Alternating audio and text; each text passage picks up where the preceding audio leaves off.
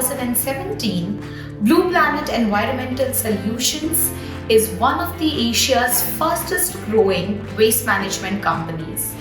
Hello everyone, this is Priyanshu Chaudhary for SME Futures, and today we have with us the co-founder of Blue Planet Environmental Solutions, Mr. Prashant Singh.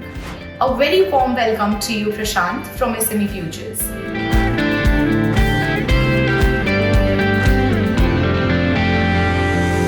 So thanks for having me. I think the pertinent question that we asked ourselves around 7-8 years back, how our future would look like for our future generations as far as the climate change is concerned, environmental challenges are concerned. And the more time we spend on this industry, on this sector, the more convincing it became that it needed some urgent attention. Right, as far as solutions around waste technologies are concerned, or awareness has to be paramount, and so on and so forth. And that's what made us to think to bring an integrated platform for waste management, which is Blue Planet, as a company that we formed around 6 years back.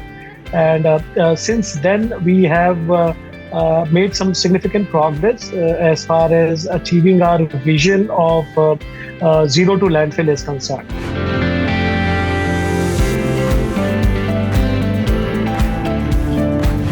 Yeah, so we have been a significant player in few of the key streams that we operate in. For example, in landfill mining space in India, we are by far one of the largest players where we work on a zero residue model, and we clear the entire landfill and give the land back to municipalities, which can be used for further utilization.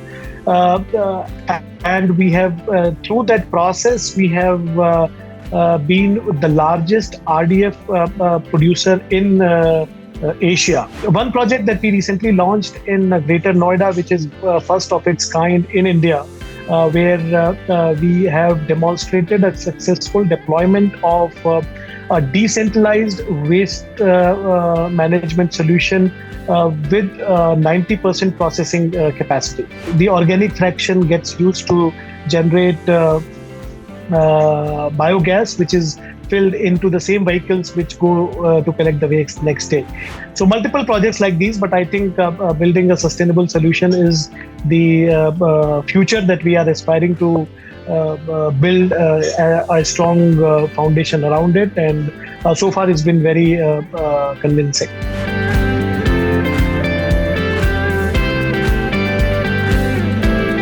So I think the sector that we operate in, it needs all collaboration and synergies that can be explored together. Okay, and that has been, I would say, one of the challenges over the recent decades.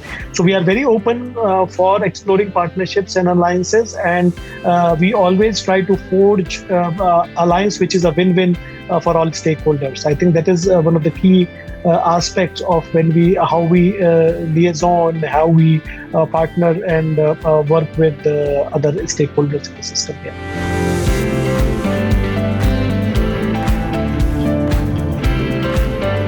So see, I think in India we have made some good progress over the last decade or so, right? I mean, be it in the form of policy level interventions, getting some frameworks in place, getting the right compliances getting implemented. We are seeing the level of enforcement of those policies and the deployment of those policy frameworks on the ground, and the partnership between state versus the central government. I think that those are the areas where we need a little bit more help and support, where people should work in a much more collaborative manner to solve such a humongous problem that all of us are facing.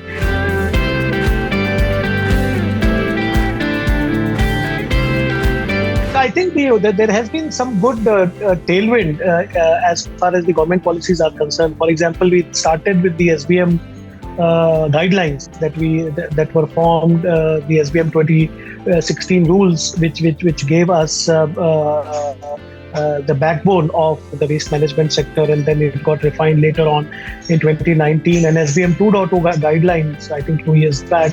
This is an evolving industry, right? So there are still might be few unknowns and the factors which doesn't have clarity enough for people to take a call, and that is what there are folks who are still sitting on the fence, not taking the benefit of it.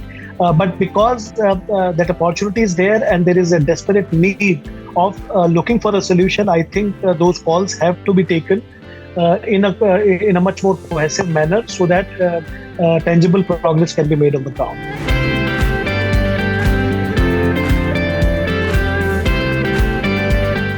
I think first and foremost, the critical starting point would be creating more awareness, right? Awareness, we as consumers, be it our future generation youths, steps that they can take individually towards a small contribution out there. So I think that awareness is where people will start thinking differently, behaving differently. And that behavioral change will slowly get adopted. Okay, so that is one important aspect. And once we start doing that, I think what will also happen is this will force our communities, our stakeholders, our municipalities, governments, policymakers, everyone to work towards a more sustainable ecosystem getting built up. But what is equally important, if we reverse integrate, see how those products are being made, how much water is being used, how much electricity is being used, is that a renewable electricity being used to make those products and things like that. So I think those questions are also being asked, and that's how we'll be able to complete the loop of a true circular economy ecosystem.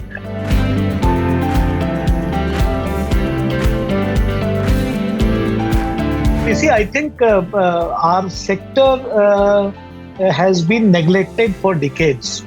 Right, this has not been one of the glamorous sectors to be associated with, and but having said that, it's a very, very, very critical piece to the puzzle. Right, we have more than 1.5 to 2 million people engaged in the waste management sector in the informal way, in the formal way. We have more than 2,000 plus employees in India.